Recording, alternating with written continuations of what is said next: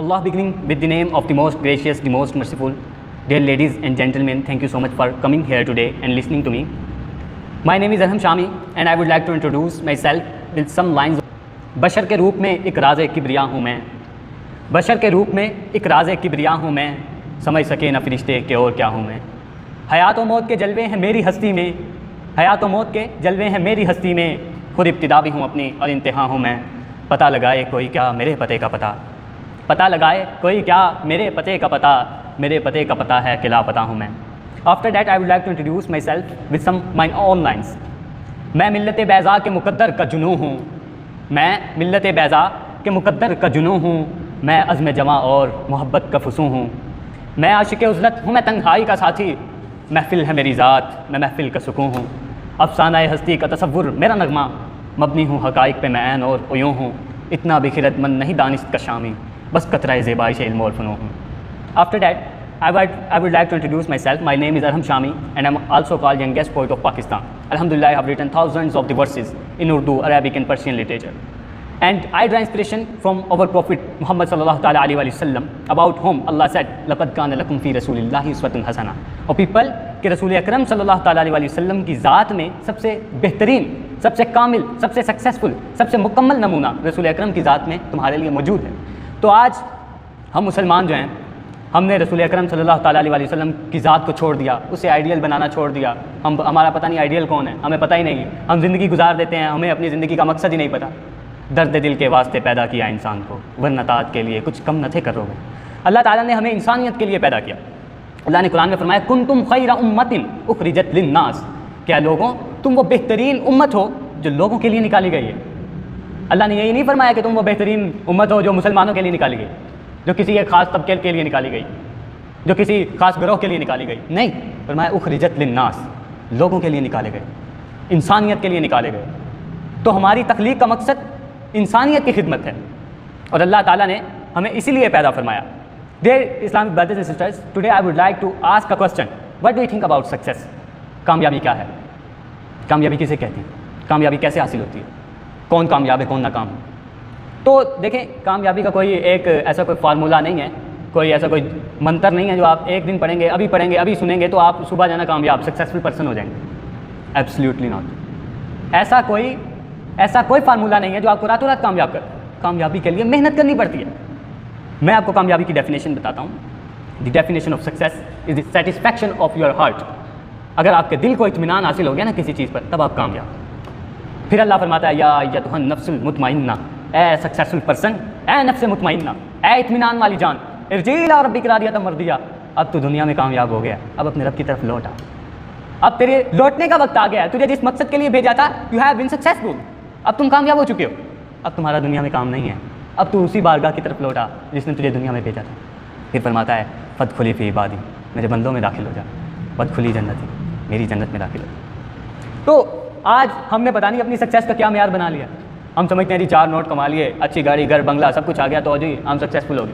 नहीं, देखें, कामयाब होने के लिए मेहनत करनी पड़ती है। एक कामयाब पर्सन जो है ना, वो एक हार्ड वर्किंग होता है, लेकिन वो स्मार्ट वर्किंग भी होता है। वो जानता है, सिचुएशन का इदराक रखता है, वो जानता है कि किस सिचुएशन में किस तरह उसने चलना है। फॉर एग्जांपल, आप कीबोर्ड से लें, अगर हम IT इंडस्ट्री की बात करते हैं, हम पहले दिन जाते हैं किसी भी सॉफ्टवेयर हाउस में तो सीखने के लिए जाते हैं, वी आर स्टूडेंट। सो हम जाते हैं तो हमें वहाँ पे कीबोर्ड दिया जाता है। सबसे पहले वो कहते हैं कि इनिशियल स्टेज ये है कि भाई आप इधर जो है ना, ये अपने कीबोर्ड पे आप जो है ना प्रैक्टिस करें, अपनी टाइपिंग स्पीड को इंक्रीज़ करें, ग्रो करें, क्योंकि ये इनिशियल स्टेज है। अगर आपको लिखना ही नहीं आएगा तो आप क्या करेंगे? IT इंडस्ट्री में आपका काम नहीं। तो वो कहते हैं कि आप सबसे पहले यहाँ पे कीबोर्ड पे प्रैक्टिस करें। फिर एक वक्त आता है जब आप 40, 50, 60, 100 प्लस आपकी जो है ना टाइपिंग स्पीड हो जाती है। फिर उसके बाद आप जो है ना शॉर्टकट कीज़ पे आते हैं। This is called smart working. जो फर्स्ट था वो आपका हार्ड वर्किंग था कि आपने एक एक वर्ड टाइप करना सीखा, लेकिन उसके बाद जो सेकंड स्टेज है ना आपका, वो आपका स्मार्ट वर्किंग है। आप जितना शॉर्टकट कीज़ को यूज़ करेंगे, आप उतना ही प्रोफेशनल होंगे, उतना ही स्मार्ट वर्किंग होंगे और उतना ही जल्दी आप काम डिलीवर कर पाएंगे। तो ये किसी भी कामयाब पर्सन की जो है ना सबसे बड़ी खूबी ये है कि वो एक हार्ड वर्किंग होता है पहले, फिर वो स्मार्ट वर्किंग होता है। ठीक है, तो अदरवाइज जो बंदा स्मार्ट वर्किंग नहीं होता वो पीछे रह जाता है। इसलिए हार्ड वर्किंग के साथ साथ स्मार्ट वर्किंग बहुत ज़रूरी है। दूसरा फैक्टर जो है ना, एक कामयाब इंसान एक स्ट्रॉन्ग बिलीवर होता है, एक पुख्ता ईमान वाला होता है, एक पुख्ता यकीन वाला होता है। उसे अपनी कामयाबी पर भरोसा होता है, उसे अपनी मेहनत पर भरोसा होता है, उसे अल्लाह के फजल पर भरोसा होता है। वो किस तरह कि जब इंसान जो है ना उसको पता ही नहीं है, उसको सेल्फ कॉन्फिडेंस ही नहीं, उसको अपनी मेहनत पर यकीन ही नहीं है, तो वो किस तरह कामयाब होगा? आप खुद सोच सकते हैं। समझ रहे हैं ना कि अगर इंसान को अपने ऊपर ही एतमाद नहीं है तो वो कामयाब किस तरह हो सकता है? वो कभी भी कामयाब नहीं हो सकता। तो इसलिए कामयाब पर्सन जो है ना वो एक स्ट्रॉन्ग बिलीवर होता है। अल्लाह ने कुरान में क्या फरमाया? या अय्युहल्लज़ीना आमनू आमिनू बिल्लाहि व रसूली। क्या है वो लोग हों जो ईमान ले आए हो, जिन्होंने कलमा पढ़ लिया, अब आमिनू, अब स्ट्रॉन्ग बिलीवर हो जाओ, अब पुख्ता ईमान वाले हो जाओ। हैं अल्लाह ने ये देखे ना, पहले तो ईमान वाले फरमा दिया, फिर आमिनू ईमान ले आओ। कहने का क्या मकसद था? फरमाया कि ईमान तो ले आए हो लेकिन अब स्ट्रॉन्ग बिलीवर बनो, पुख्ता यकीन वाले बन जाओ, फिर इस तरह आप सक्सेसफुल हो सकते हैं। अगर आपको पुख्ता यकीन नहीं है तो आप कभी कहीं भी कामयाब नहीं हो सकते, क्योंकि जिस बंदे को अपने ऊपर यकीन नहीं है, लोग उस पर क्या यकीन करेंगे? तो सबसे बेहतरीन बंदा वही है, कामयाब शख्स वही है जो अपनी कामयाबी पर एतमाद रखता हो और अल्लाह के फजल पर एतमाद रखता हो। अदरवाइज़ कोई भी बंदा कामयाब नहीं हो सकता। तीसरी बात जो है ना, एक कामयाब शख्स हमेशा पॉजिटिविटी को अट्रैक्ट करता है, पॉजिटिव थिंकर होता है, नेगेटिविटी से दूर होता है। आज हमारे माशरे में देखें, हमारी सोसाइटी में देखें, हम क्या करते हैं? किसी ने कामयाबी हासिल कर ली ना, हम कहते हैं जी ये इन्हें कोई दाद पाल आया है। वो एक कोट है कि behind every greatness there is a crime, कि हर अजमत के पीछे कोई ना कोई जुर्म है। अब अगर हम इसी कुलिया को लेकर बैठ जाएंगे तो हम तो कहेंगे कि हर बंदे ने चोरी किया, हर बंदा ही चोर है। हालांकि कुछ लोग होते हैं ना जिन्होंने अपनी मेहनत से सब कुछ गेन किया, वो अपनी जो है ना मेहनत, अपनी सेल्फ डिस्कवरी, अपनी कंसिस्टेंसी के साथ इस मकाम पर पहुँचे, इस नहज पर पहुँचे कि आज वो सक्सेसफुल है। लेकिन हम उन्हें देखते हैं जी, हम जेलिसी में कह देते हैं इन्हें कोई जो है ना 2 नंबरी की थी। तो ये हमारी सोसाइटी का सबसे बैड फैक्टर है जिसकी वजह से हम लोग कामयाब नहीं, हम लोग नाकाम हैं। ज़िंदगी के जिस मर्जी मैदान में देख लेना, हम पूरे मुसलमान हैं ना हम पूरे शैतान हैं। ऐसे ही है ना, या तो मुसलमान हो जाओ या फिर काफिर हो जाओ, 2 ही बातें। हम ना पूरे मुसलमान होते हैं ना पूरे काफिर होते। फिर उसके बाद कामयाब शख्स जो है ना वो पछतावे से दूर रहता है, वो पछताता नहीं, जो हो चुका सो हो चुका। वो अपनी सेल्फ इम्प्रूवमेंट पे काम करता है। वो कहते हैं जो माजी में था वो हो चुका, अब जो फ्यूचर होगा ना इसके लिए वो प्रेजेंट पे अपने काम करता है। तो इसलिए वो सेल्फ इम्प्रूवमेंट पे काम करता है। One of my question was that कि don't think about your future, start working on your present because it would be your future. Stop thinking about future, छोड़ दें फ्यूचर के मुतालिक सोचना, क्योंकि आपका प्रेजेंट आपका फ्यूचर होगा। जो बंदा प्रेजेंट पे काम नहीं करता वो किस तरह अपने फ्यूचर के बारे में सोच सकता है? वो तो अहल ही नहीं है। तो अगर आप अपने प्रेजेंट को बेहतर बनाएंगे तो आपका फ्यूचर इंशाल्लाह बेहतर हो जाएगा। तो हमने क्या किया जी, मैं फ्यूचर का सोच रहा हूँ, अपने कैरियर के बारे में सोच रहा हूँ, लेकिन अपने प्रेजेंट के बारे में कुछ नहीं सोच रहा कि मैं क्या कर रहा हूँ, मुझे क्या करना चाहिए, लाइफ में क्या है, मैं क्या गोल है। हम सब जानवरों की तरह बेमकसद ज़िंदगी जी रहे हैं। 90% plus of our people are living aimless. Thousands of the successful persons in the life, in people saying they are successful, but I don't say।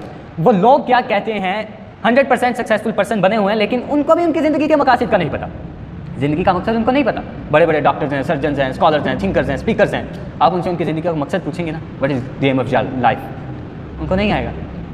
आप उनसे पूछेंगे यहाँ तक कैसे पहुँचे, बस ये कोशिश करते रहे पहुँच। तो मतलब क्या, वो अभी भी सक्सेसफुल नहीं, क्योंकि success means satisfaction of heart.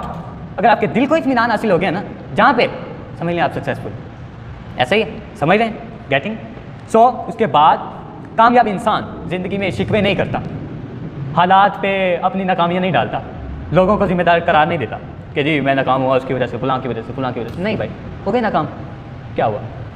One of my quotation that value of failure हमें जो है ना वो पता लगती है after success, and the value of success we realize after failure. हम जब नाकाम होते हैं ना, फिर उसके बाद हम कामयाब होते हैं, तो हमें उस नाकामी की कीमत का पता चलता है कि हम नाकाम हुए थे यार, उसकी वजह से हम आज कामयाब हैं। अगर हम उस जगह पे नाकाम ना होते ना तो आज हम कभी कामयाब होते। तो हमें जो है ना वक्ती तौर पे ऐसे जज्बाती हो के अपने जो है ना लाइन्स ख़राब नहीं करनी चाहिए, अपने एम सेटिंग ख़राब नहीं करनी चाहिए। हमें लाइफ का एक मकसद चाहिए, एक आइडियोलॉजी चाहिए, एक नज़रिया चाहिए। हमारा नज़रिया तो गुलामी है।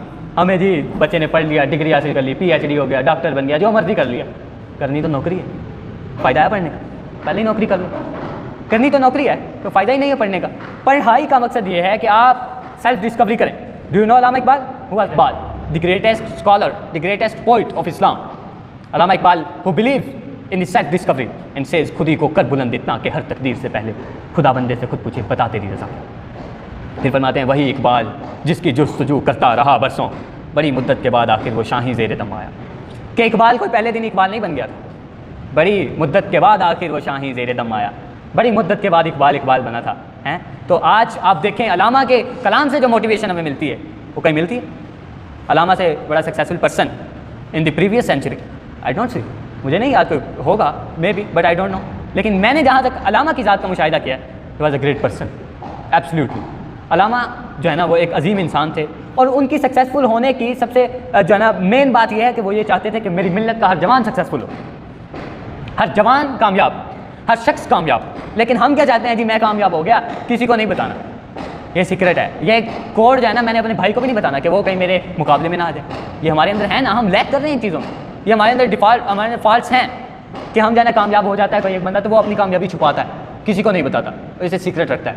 ये हमारी नाकामी की सबसे बड़ी वजह। तो एक जो कामयाब शख्स होता है ना, वो एक जुगनू की तरह होता है, वो एक चांद की तरह होता है, वो सहारा बनता है, वो उम्मीद बांटता है, मायूसियों से दूर करता है। वैसे भी अल्लाह ने कुरान में फरमाया, ला तक़नतू मिन रहमतिल्लाह, अल्लाह की रहमत से मायूस ना हो, इन्नहु यग़फ़िरुज़्ज़ुनूब जमीअन, वो सारे गुनाह बख्श देता है।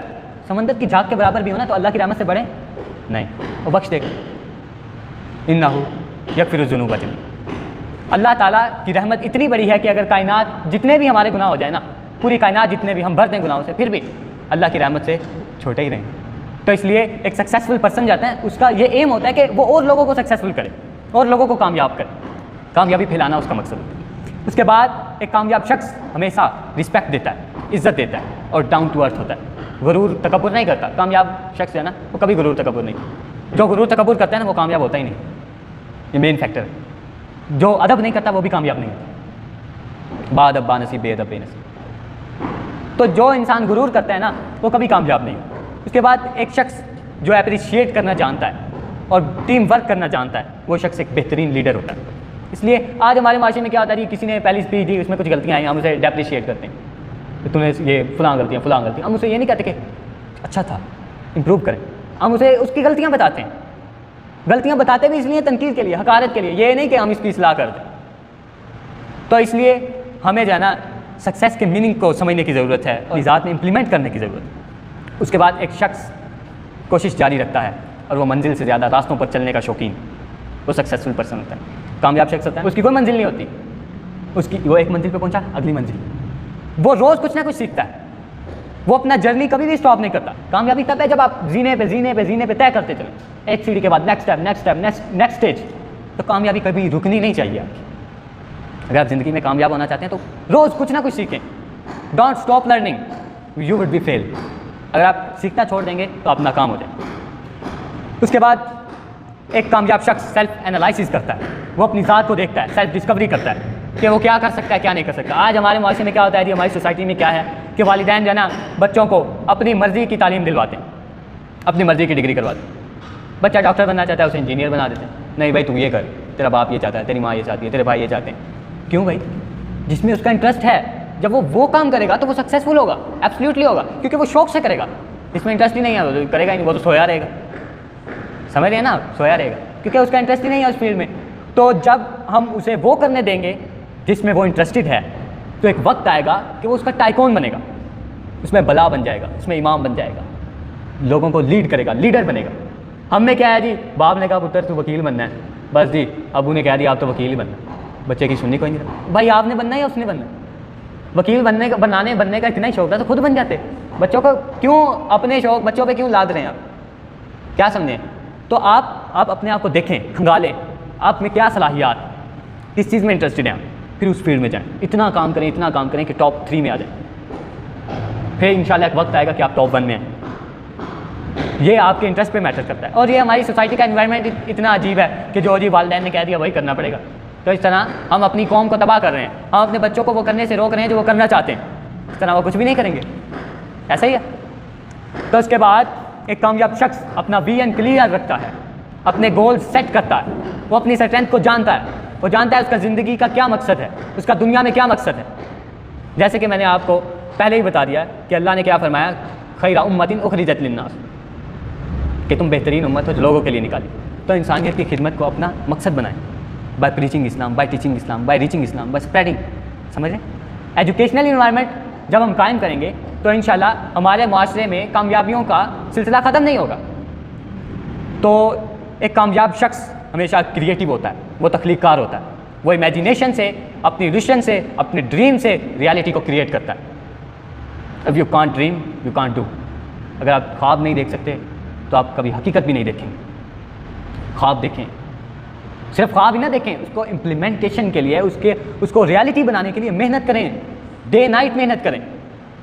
अगर आपका ज़िंदगी का एक मकसद तय हो जाएगा ना कि आप आलिम दीन बनना चाहते हैं, आप डॉक्टर बनना चाहते हैं, आप इंजीनियर बनना चाहते हैं, आप IT एक्सपर्ट बनना चाहते हैं, आप फ्रीलांसर बनना चाहते हैं, pilot, engineer, anything, there are lot of things you can do, but you have to set one. ये ना हो कि आप ना 3 में रहें ना 13 में रहें, 1 में जाएँ, कमाल के जाएँ।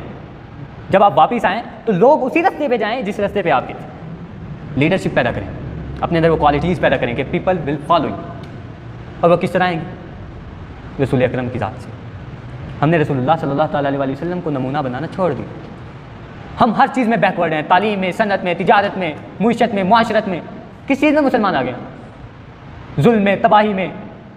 दौरे हाजिर के मुसलमान असीरान यहूद, मेरी तर्ज़ शिकवा का एक बंद है। दौरे हाजिर के मुसलमान असीरान यहूद, ग़र्ब के लुब्स में मलबूस फ़कीरान नमूद, जज्ब पे लाख सितम वाए बसीरान कूद, हस्ती नीस के मालिक हैं ये पीरान हुनूद, तेरी उल्फत से गाफिल है मुक़द्दर के अलील, तेरी उल्फत से गाफिल है मुक़द्दर के।